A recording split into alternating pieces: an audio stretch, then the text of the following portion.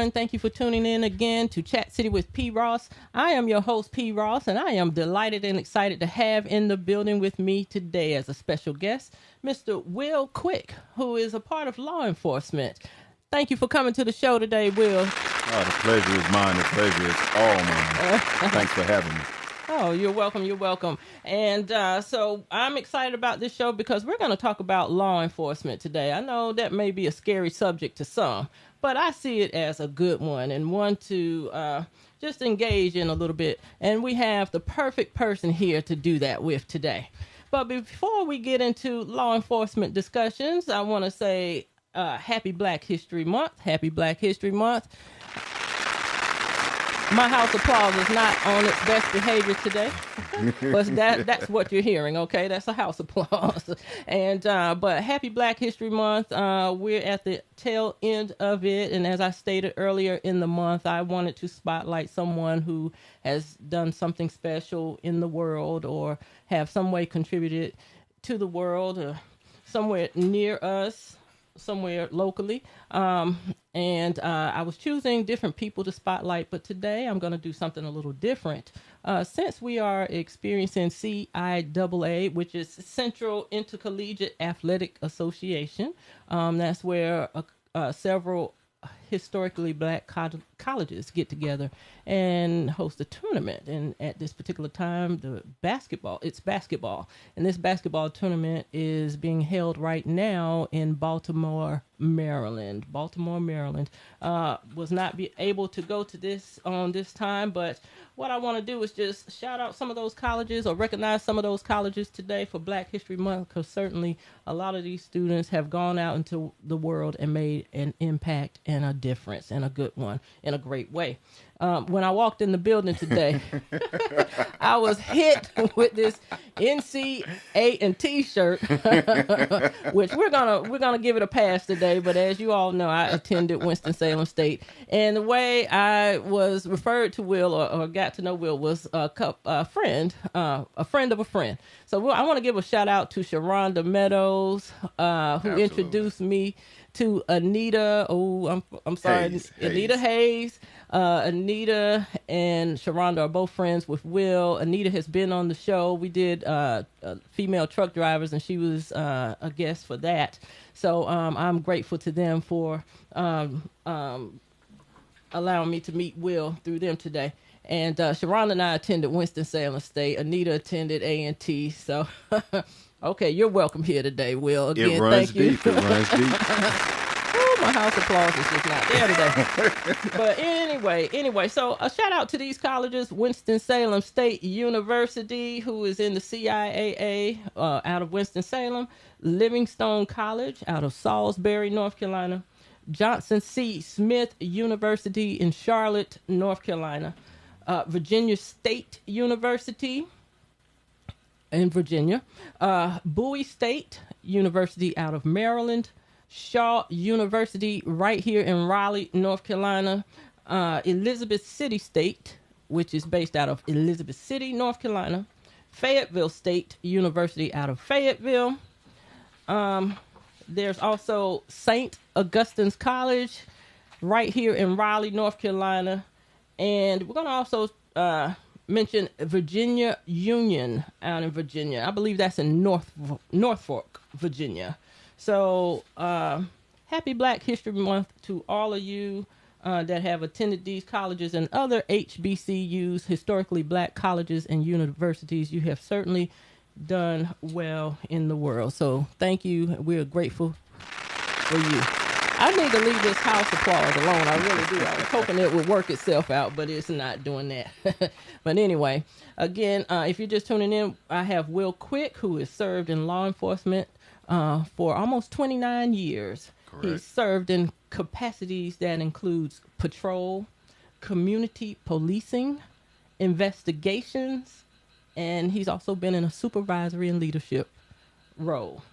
We're going to discuss why he chose law enforcement as a career first. Let's talk about that, Will. Well, fell into it, I guess is probably the best way to describe it. I graduated from A&T with a degree in accounting, and realized that once I graduated, what started off as a shortage in the profession became a surplus because everybody got the same information I had. Great job coming out, good pay. So it was what started off as being a shortage got to be real competitive. And I was a working student, so a lot of the time that I could have been spending interviewing, I was at work. So I missed out on that opportunity. So I was looking for another career opportunity. I needed something a little more interactive. Had some family members that had been in law enforcement and applied. I wasn't exactly sure I would actually get hired, but I did and figured I'd do it for a few years, and here I am 28 and a half years later. Wow. That's wonderful. 28 and a half years. That's a short applause and a whistle, okay? Again, I'm having technical difficulties over here. No worries. Will, so tell us what the training academy was like. Was that I want to hear what you have to say about that one. It all depends on the environment. I'm sure everyone's probably heard that law enforcement is considered a paramilitary environment. Mm-hmm. So there's a lot of regimented structure. There's classroom portion. There's physical preparedness and development portion. A discipline portion because of that whole paramilitary thing. But by and large, it really was an opportunity to see a lot of various responsibilities associated with being a law enforcement officer and discovering that there really isn't a job description. You are subject to find yourself in any number of situations, and where once upon a time it was simply a matter of determining whether or not a crime occurred. Do you have evidence to support an enforcement action and taking the enforcement action? It's a different ball game now, completely different ball game. Mm-hmm. Right from the very beginning, you are evaluating underlying causality in every situation that you're responding to. And with that, by underlying causality, I mean, what are the circumstances that led to this person engaging in criminal behavior? And you're doing that because you have to make a determination. Is this a situation that enforcement is appropriate, or is this a situation where deflection and diversion and referral to other resources is more the priority? We know that historically our culture has a set of rules. We call them laws, we call them ordinances, whatever the case may be. And if your behavior is outside those rules and law enforcement gets involved, we are the enforcement arm that takes action. And as a general premise, that usually results in arrest, maybe citation, and then the court system determines what your level of responsibility is. It's a little bit different now because not everybody engages in criminal behavior. Notice I didn't say not everybody's a criminal. Mm-hmm. Not everybody engages in criminal behavior just solely for the purpose of, I want to commit this crime. And if there's underlying causality, then the belief being if we can address the underlying causality, then we can, in effect, keep this person from reoffending. Mm-hmm. So that is a prevalent approach now to law enforcement and criminal justice, as opposed to once upon a time it was like, okay, you did wrong, you get arrested, you get cited, let the judge sort it out. Mm-hmm. That day has come and gone. Wow.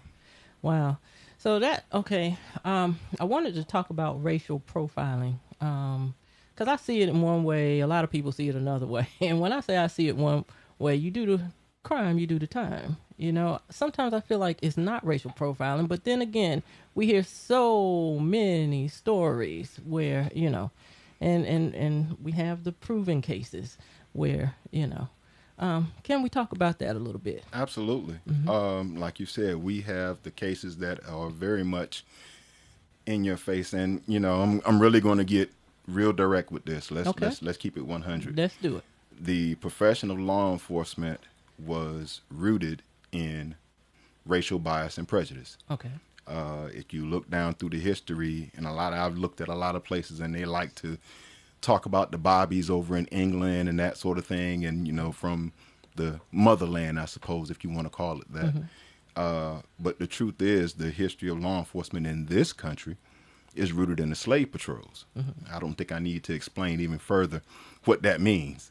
And it's a clear understanding as to why we are dealing with the disconnect, particularly from a racial standpoint, between law enforcement and the minority community, particularly the black community. Times have changed. Laws have changed. Changing hearts is a different ballgame. And there are still a lot of people whose hearts are hardened that there should be some distinct differences in rights and privileges based upon racial stipulations and racial demographics. And it's really, really hard sometimes to figure out who is who. I'm reminded of an interview I saw with Muhammad Ali, and the interviewer was talking about, not all white people are bad and everything. Muhammad Ali says, well, you're right, there's quite a few, but if I've got 100,000 poisonous snakes coming at me, am I supposed to leave the door open for the ones that aren't going to bite me at the risk of So I understood his point there. And knowing who may have some sort of racial bias or prejudice, and then also whether or not they're in a position to effect that in the form of racism. And that's a difficult undertaking. I don't know that there's any more legislation that can be put into place. It's a matter of trying to reach hearts now. So do you think defunding the police is an answer to that? I think it's bad word usage. And the reason why I say that is because one of the number one things that we are tasked with dealing with at the crisis level, at the initial response level, are mental health related calls. And you probably have heard of the terminology PTSD, correct? Absolutely. And yes. Once upon a time, you only heard about that terminology associated with a particular group, military, yes, coming back from war. We now have an overwhelming number of people who are receiving emotionally damaging, diagnosis associated with PTSD and other emotional damage from life experiences that go well beyond just the military personnel that spent that time. And when you have that component, the vast majority of calls we go to now have some sort of mental health component. You've got physiological associated with bipolar and schizophrenia, but so many people are having difficulty with emotional trauma of everyday life. And when you have that as underlying causality for what amounts to criminal behavior, it's tough to find solutions in those situations, especially when it's in crisis and you've got a limited amount of time for what you can do in that situation from a law enforcement standpoint. But we're still, with the uptick of that, we're still the only profession that's out there 24/7, 365. And you know what? I greatly appreciate that. I greatly appreciate what you do. Because you're out there basically risking your lives every day, and you're away from your families. I just look at the risk. I mean, I would be nervous for any of one of my loved ones to do the job, but we need somebody to do it. We need somebody to do it. And it's funny you mentioned that because the profession is struggling with recruitment and retention. It's a huge paradigm shift to train someone on recognizing reasonable suspicion, probable cause, and then the choice as to whether or not to take enforcement action. To go from that to having them have the personal characteristics to recognize certain behaviors and whether or not they fall under the mental health spectrum, getting into folks' lives to understand the underlying causalities, being aware of all the advocacy resources that are out there to deflect and defer them to follow up with them on that front. All of that now falls squarely on our shoulders in our profession. A lot of those advocacy resources, they don't do regular patrols. Oftentimes their referrals and getting people in touch with those resources starts with us. That is a huge shift in responsibility and job knowledge and individual personalities. If you're teaching someone to do a very linear focus, reasonable suspicion, probable cause, do you take enforcement action? That's very linear versus not only teaching someone to look deeper than that, but hoping that you got someone that has a more empathetic personality. Because balancing empathy with your own safety in doing that job is very difficult. I can imagine. So what are some of the things that our law enforcement are doing to attract others to the profession? What are some of the things you're doing now? Well, let's start historically. Once again, we're a paramilitary environment, and you would see an overwhelming number of people transitioning from the military into law enforcement because so much of the work was very regimented, so it lined up pretty well with military life. Now, the goal to recruit and retain has to be rooted in individuals who have more, shall we say, diverse life experience, lived experience, because you're going to be in situations where people are looking for solutions to their issues in hopes of trying to get them the help that they need so that they don't reoffend or they don't sink deeper into criminal behavior.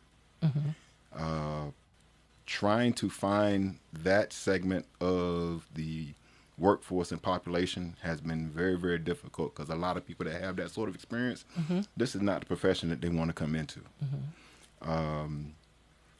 When we talk about social justice and social change, there are a lot of very vocal groups, oftentimes associated with universities.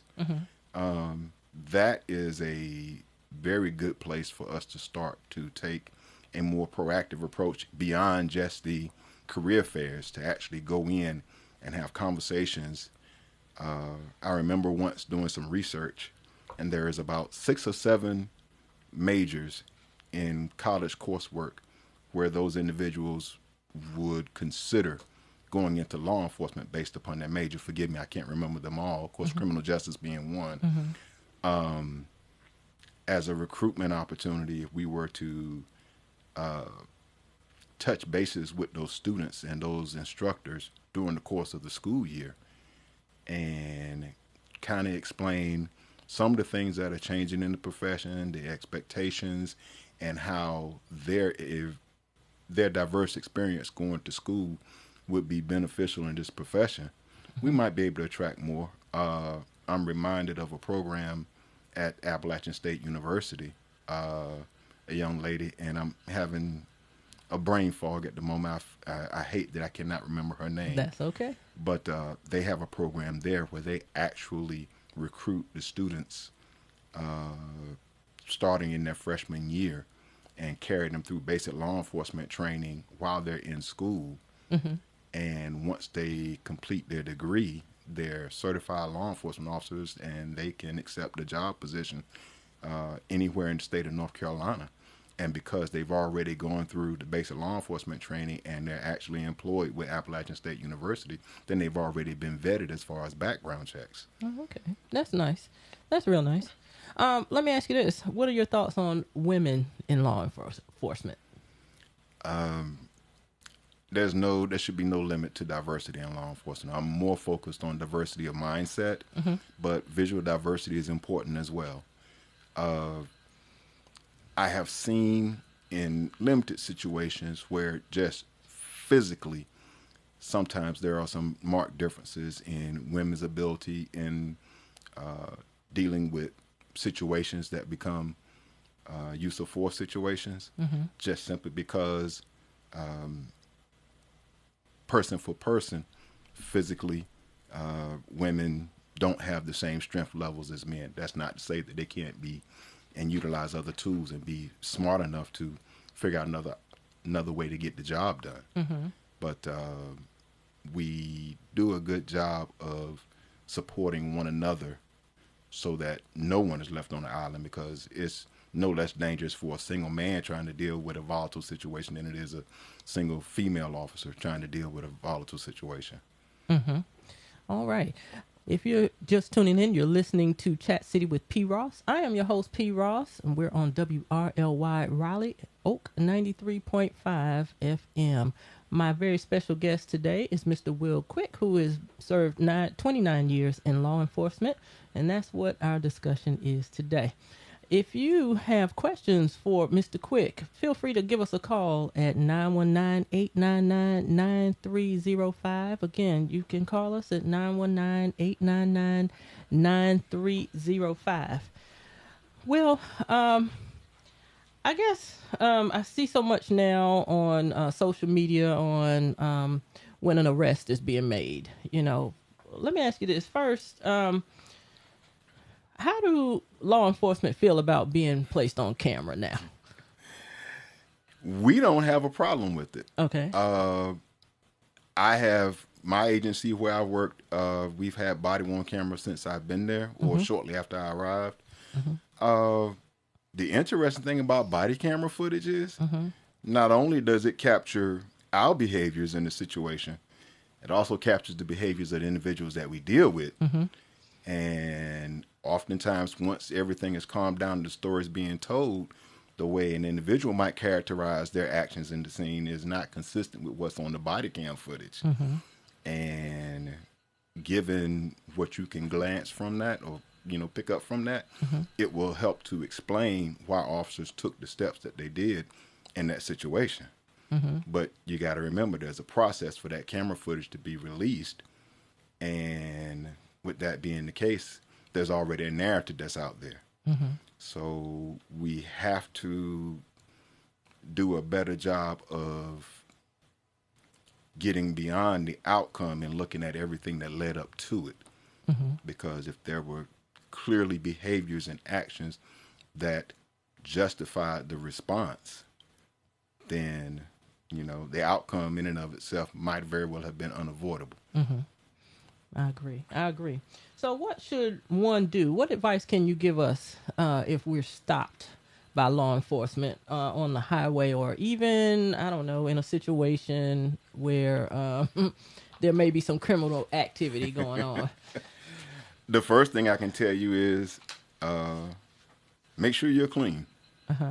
I realize there's probably a lot of listeners out there saying, I've been clean and I still got harassed. I can also tell you that the same pool of people that every other profession pulls from, we pull from that same pool of people. And sometimes, whether it's just that person's personality or they're having a bad day like anyone else in any other profession, the hope is that the officer rises above that on the vast majority of situations, which I firmly believe we do. That being said, no one enjoys having a potential enforcement interaction with law enforcement, whether it's a traffic stop and a possible citation or potential arrest situation. So since it's already an undesirable circumstance, the attitude towards it is probably going to be maybe confrontational, in some cases actually adversarial. So to answer your question in more short terms, give them what they ask for: registration, driver's license, proof of insurance, no sudden movements. A lot of people actually have camera footage rolling. There is nothing illegal about having your phone working. Just be careful and be mindful that when you make hand gestures and reaching in areas that officers can't see, that's a real dangerous situation for us. Say that again, please. When you when you make moves or reaches into areas where officers can't see and they don't know what you're doing, that's a very dangerous situation for us, and that becomes a very dangerous situation for everyone involved. I can relate to that because I used to work in the bank. I was a teller. And in our training, we were always taught, be careful how you move if you're in a robbery situation, which I was one time. And man, I was trying to roll all those steps through my mind to make sure I was not startling the robber. Correct. And so that's one of the things I see a lot on video or have seen. It seems that the person that's being arrested is doing something to maybe startle the officer in some kind of way. And I'm like, oh no, you shouldn't have did that. You should have just stayed put or don't move, Well, the funny behind that is a lot of people feel like that because we're law enforcement officers, the things that startle us shouldn't startle us. Okay, well, I don't know that that's very reasonable. Interestingly enough, I'm a state certified instructor, general instructor. I also have a specialty in subject control and arrest techniques, which is SCAT. Those are the techniques that we teach officers in the event that we face resistance. These are the force options that we resort to in order to get a resistant individual under control. We have different levels of resistance. The first is considered passive resistance. Passive being if I ask you to do a lawful order, say for instance, put your hands behind your back, and you don't, then you're passively resisting me. Active resistance being if I go to grab your arm to put you into a cuffing position and you snatch back from me. That's active resistance. Well, if I go back in to effect the arrest, and you've already shown me 2 levels of resistance, my mind is telling me you're ready to escalate to the next level. So I've got to think to myself, I don't want to get to that next level because the higher that level of resistance goes, the higher level of force I use, the more dangerous it becomes for all parties involved. So as an officer, recognizing clues and behaviors for resistance levels or impending resistance are very, very, very important, not only for your safety, but when it comes time to articulate why you did what you did in that situation. So what are some of the rights that civilians have, Will? Because I think there's a lot of confusion about what you can do if you're being pulled over or stopped or, during an attempted arrest. Can you help us with that? Tell us what some of our rights are as civilians. I'll tell you some of the things that I've seen associated with traffic stops. Probably the number one thing is people don't want to roll their window all the way down. Okay. And unless something has changed, there is nothing that stipulates that you have to roll your window all the way down. You have to roll it down to be able to effectively communicate with the officer and them communicate with you, and to be able to hand any documents to the officer and the officer hand it back to you. Now, keep in mind that the nature of our work has a certain measure of curiosity and inquisitiveness to it. If you don't roll your window down, the perception that I get is there's something that you're trying to conceal. So whether you're trying to keep the odor of marijuana in your car or the odor of alcohol in your car, those are the things that I perceive what you're trying to conceal. But at the end of the day, if you don't roll your window down, I don't have a law to compel you to roll your window down. Okay. Now, to that end, if you have tint that's on your car that's too dark, and that impairs my ability to effectively see you and know who I'm dealing with, that might be a justification for you to roll the window down. But it's all about articulation with the person. I made it a practice if I stop a car, I go up to the car, I introduce myself, what agency I'm working for, and the reason why I stopped the person. Chances are, by giving that much information, any question that the person has up front has already been answered. So now I can move into asking questions and asking things that I need in order to continue with my investigation. Okay. Now, what about when you are on the premises of someone's home? I've seen, just again, video where there is the homeowner arguing with the cop. You can't come in here, or you're crossing lines. What are the rights of the homeowner? You know, I wish I could tell you that there was a just hardline rule with that. The reason why I can't say that there is because there's the circumstance under which we're there. Let's say, for instance, we get a third-party call that there's a possible domestic going on at this residence, and the caller is saying that they've heard screaming, they've heard other verbal exchanges, they're familiar that the folks have had a prior domestic there, we've got records. All of these things are variables that play into whether or not we're going to make an entry, a warrantless entry. Now, mind you, a warrantless entry and a warrantless search are not the same thing. Okay. Warrantless entry, we go in because we have reasonable suspicion that there is a crime afoot. We need to make sure that the people inside, everyone's fine. And people associate that once you come in the door that you're conducting a search. No, it is a warrantless entry based upon a reasonable suspicion that there could be a crime afoot. And if you are trying to keep us from coming in and we've gotten a 911 call there, we have to be concerned about the other parties and their rights as far as being safe in their own home.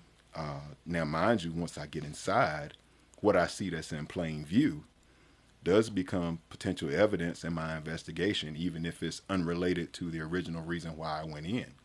But there's a difference between what I see in plain view and going in and turning over sofa cushions and opening drawers and that sort of thing. So that's what I don't think a lot of people understand. They presume that once you step inside, oh, it's an illegal search. Not entirely, no. Yes. If you've been listening, you're listening to Chat City with P. Ross. I have as a special guest today Mr. Will Quick, who is in law enforcement, and he's been in law enforcement nearly 29 years. He is assisting us today with questions that we have about just various things pertaining to law enforcement. And you're listening to us on Oak 93.5 FM, WRLY here in Raleigh. All right. Now, one of the things I wanted to discuss with you today, Will, is better communities. I mean, all communities, to me, have some level of crime, no matter how great it is.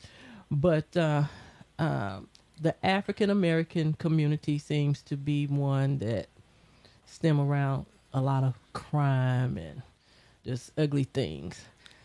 What can we do to make our communities better? Well, once again, there's a historical lesson there.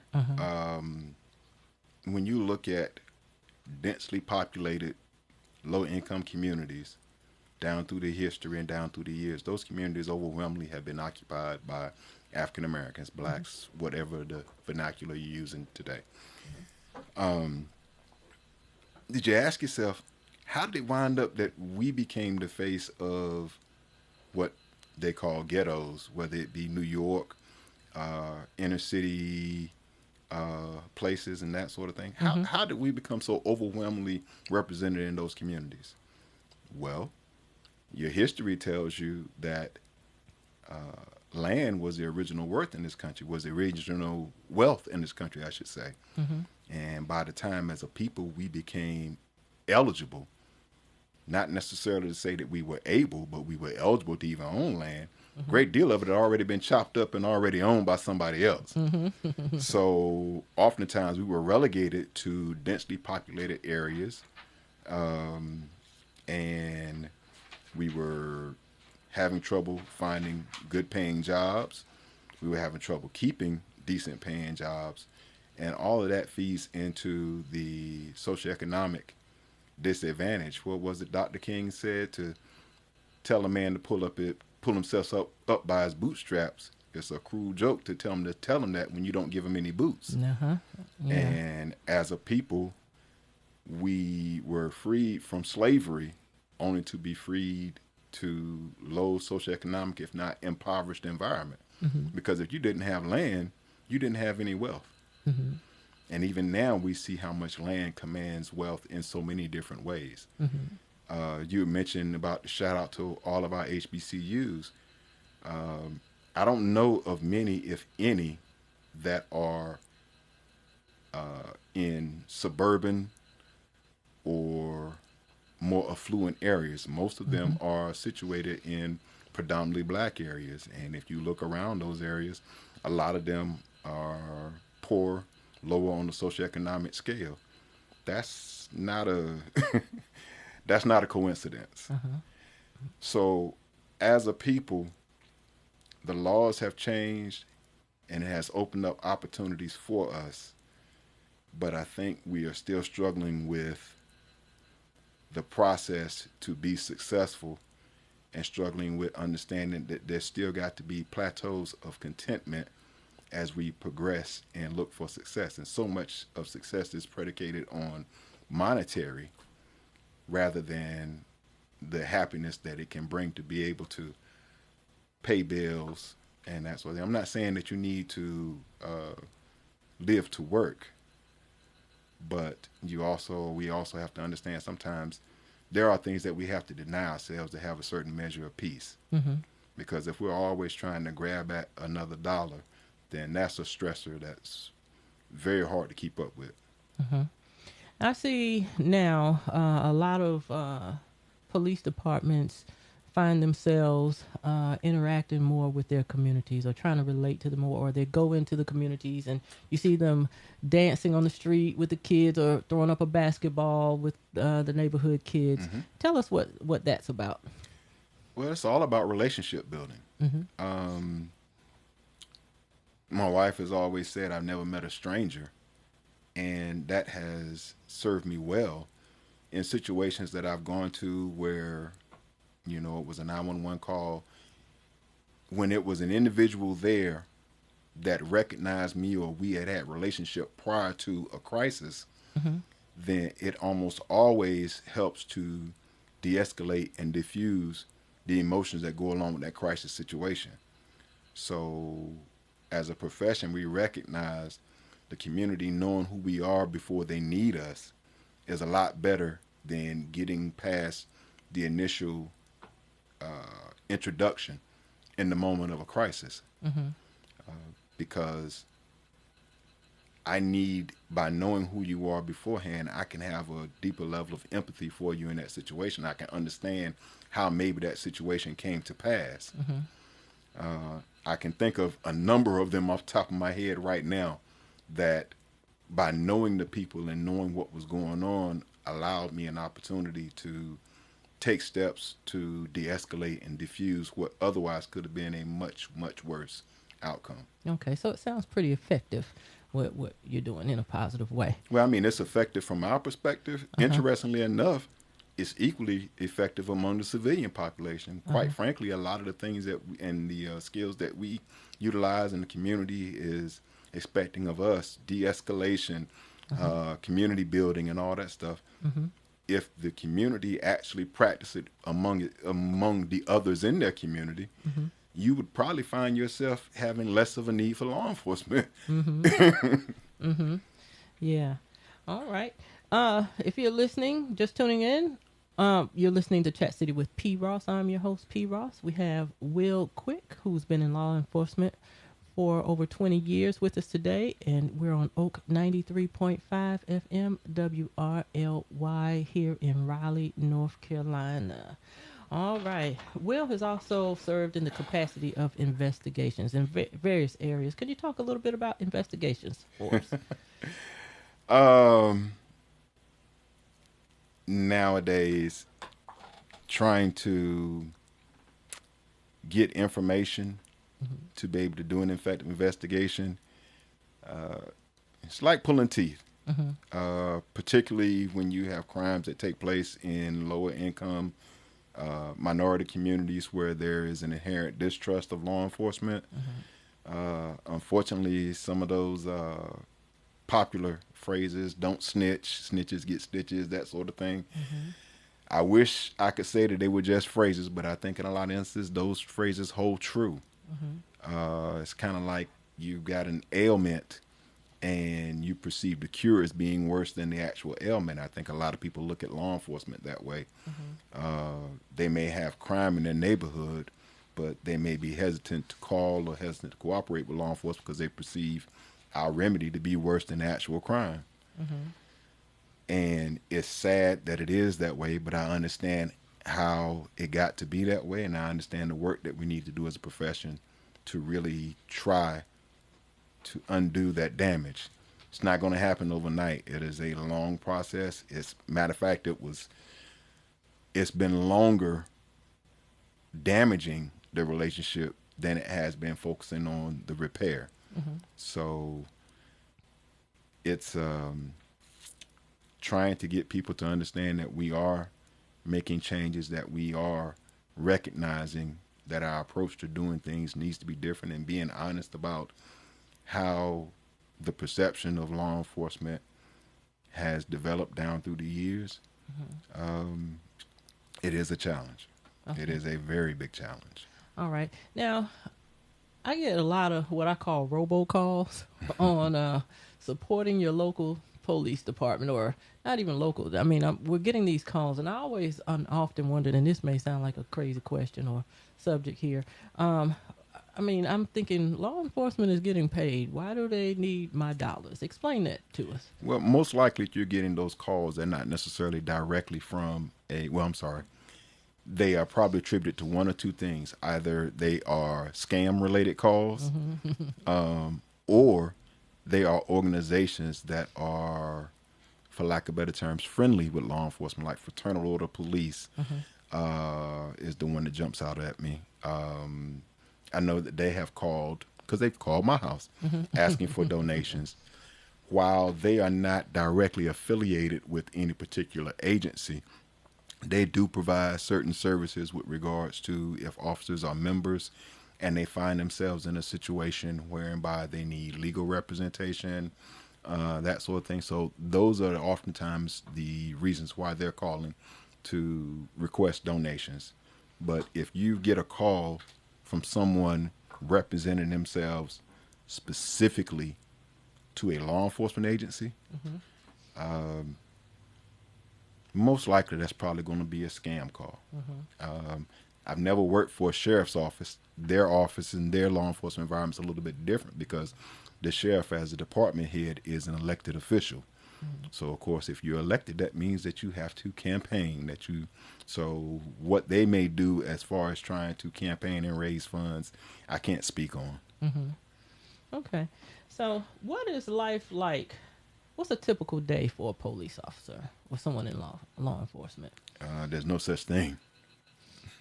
There's no such thing. There's no such thing as a typical day. Okay.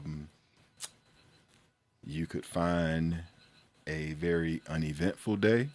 You could find a day where there are a lot of traffic stops among the officers on the shift. You could find a day that there are warrant service. You could find a day where there's a major crime scene, multiple mental health calls, juvenile related calls. I can't tell you that there's any sort of thing as a typical day. Okay.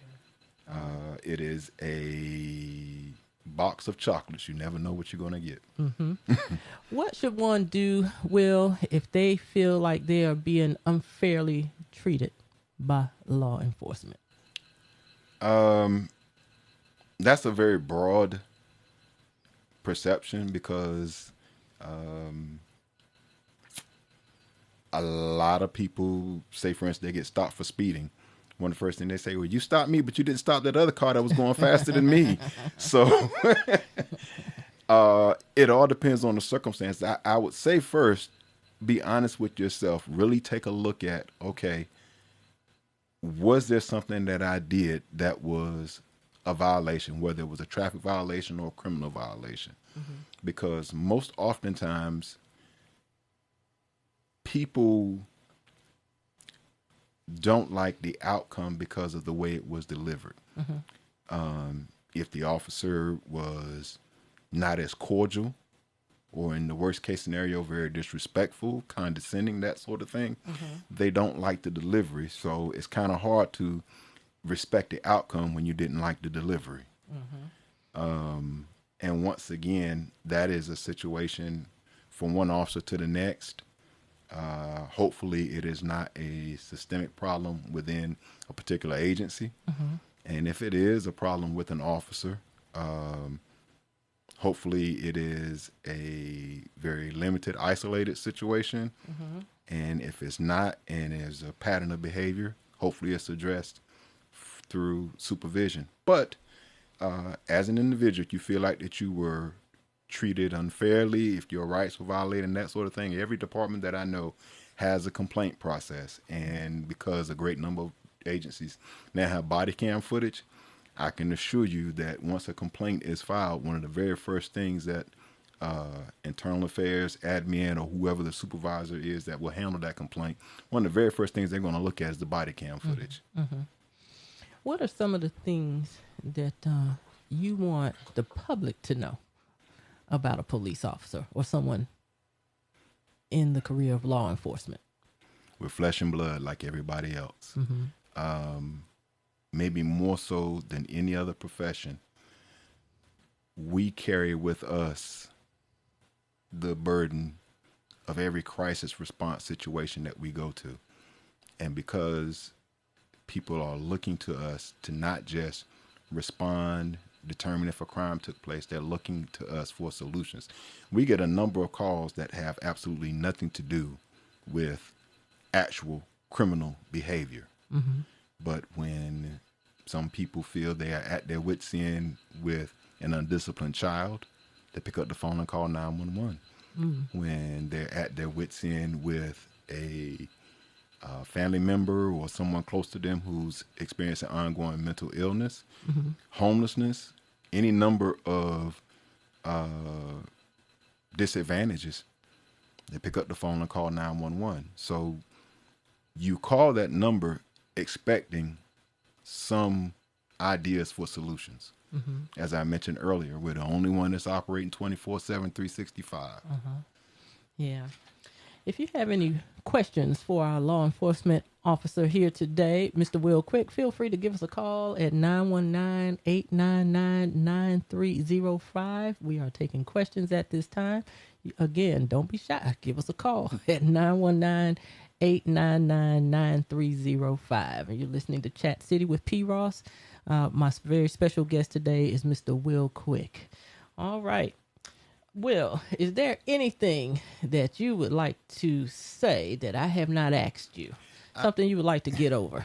I think we've touched on everything. It has been a huge professional advancement in training for us to focus on de-escalation, to focus on recognition of mental illness, and to focus on alternative solutions other than enforcement actions. I can't speak. Well, I'll say this. My goal is to represent the agency that I work for consistent with the community expectations.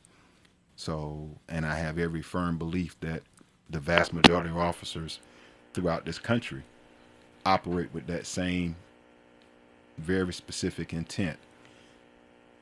When we have a situation throughout the country elsewhere and the outcome is an undesirable outcome, I think that one of the things I like to see us all do, not just law enforcement, but all of our population, is to really look at it with an objective eye. Not look at it from the outcome or from the perspective that it's the police involved, here it goes, it's happened again. You got to ask yourself, were there circumstances that left the officers no choice but to take the actions that they did? It's interesting because when it comes to law enforcement, and we do a lot of training in racial equity, all those things associated with our relationship with the community, particularly the minority community.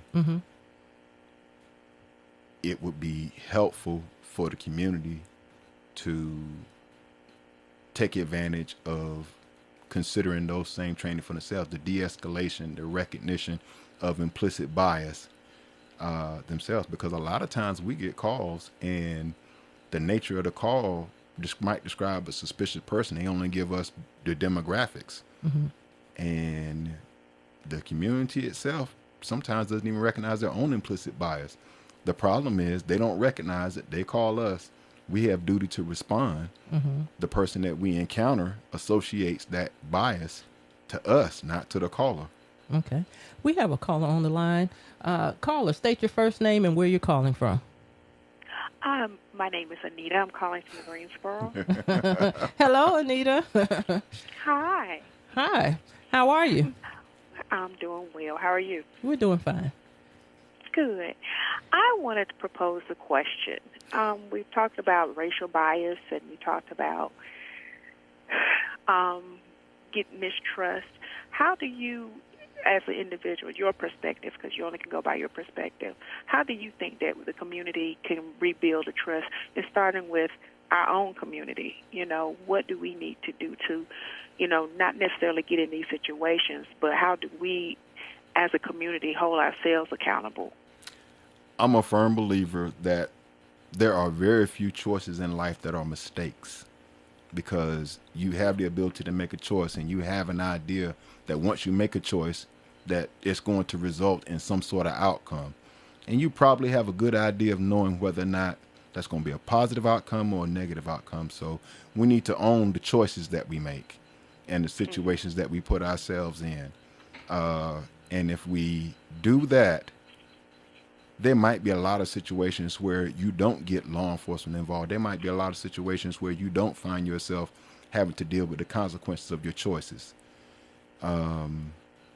So, as a community as a whole, if we examine that, and from our perspective as law enforcement, we continue to lead by example in the way that we serve the public. We understand that we are public servants.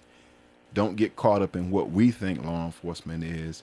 Pay attention to the expectations of the community and have that discussion with them. A lot of the disconnect that we have now is the result of sensitive subject matter that we have avoided discussing. We probably heard in your work environment, you can't discuss politics, you can't discuss religion, you can't discuss race, you can't discuss sexual identity, everything that used to be taboo to discuss in the work environment and in a lot of personal environments are the issues that we're dealing with right now. And it's not uncommon for people to call 911 because they're having those issues.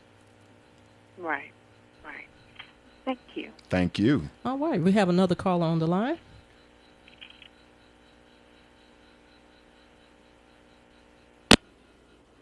Caller, thank you for calling in. Caller, thank you for calling in. State your first name and where you're calling from, please. Yes, my first name is Cheryl, and I am calling from Warner Robins, Georgia. All right. Thank you for calling, Cheryl. Thank you. So I have a question for Officer Quick with regards to he indicated that, you know, if a citizen has an issue with a situation, that they can file disputes about how it was handled or whatever, that they can file disputes. And I'm just curious if there's actually a task force or a group of people that are dedicated to actually, you know, look at the disputes, investigate the disputes, follow up, you know, with the person with regards to that. Is there really some recourse if someone does feel like, you know, they have been treated unfairly? Well, recourse and investigation are not necessarily the same thing. They don't, because it's been investigated doesn't necessarily mean it's going to be substantiated. So, but to your point, how it's reviewed and handled may vary from one department to the next. Larger departments may have what a lot of people associate with internal affairs division, where they actually look at those complaints. And then also it could be determined by how egregious the complaint is. Obviously, the more severe the complaint, the more likely it's going to be looked at a higher level from the standpoint of confidentiality with the complaint.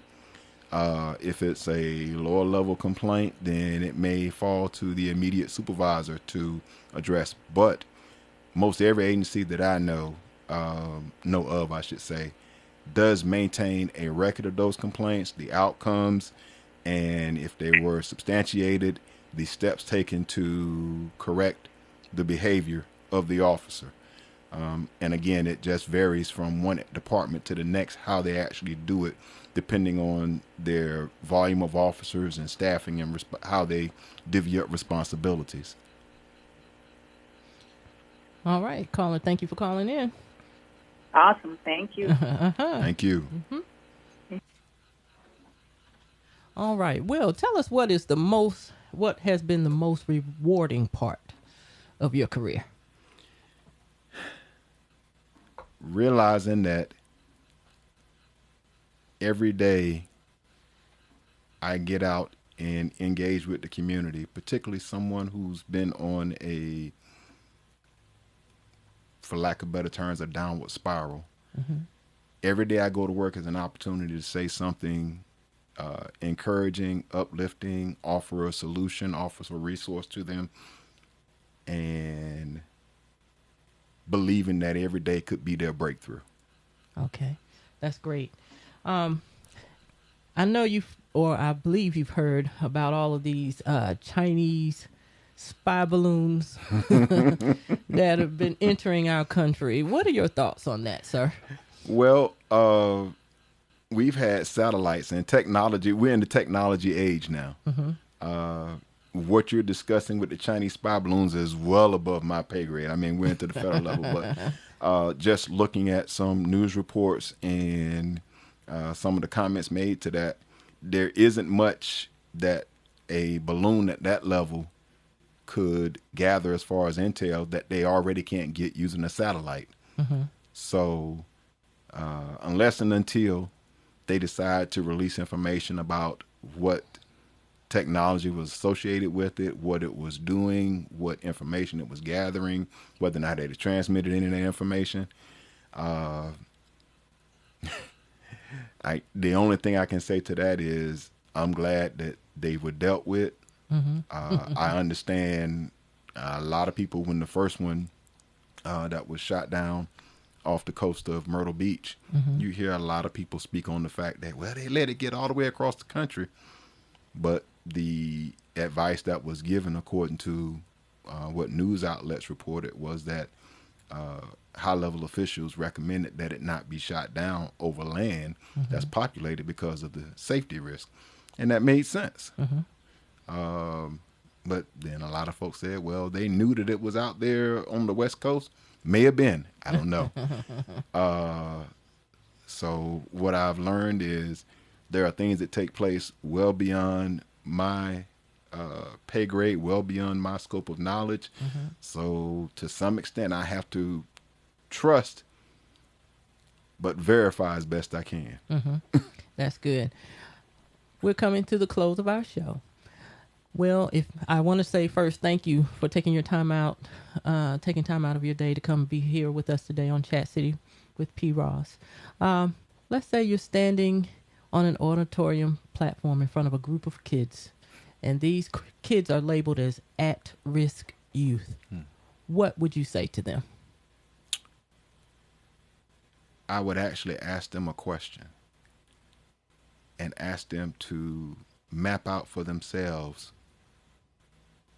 what their idea and their process is for success. And then let's talk about how we get there and how I can help. That's great.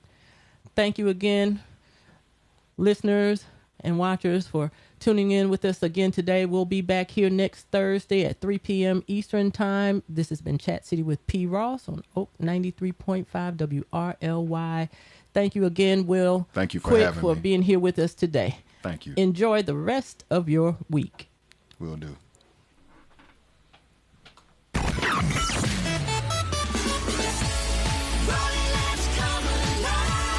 Booming from Linwood, this is WRLYLP Raleigh.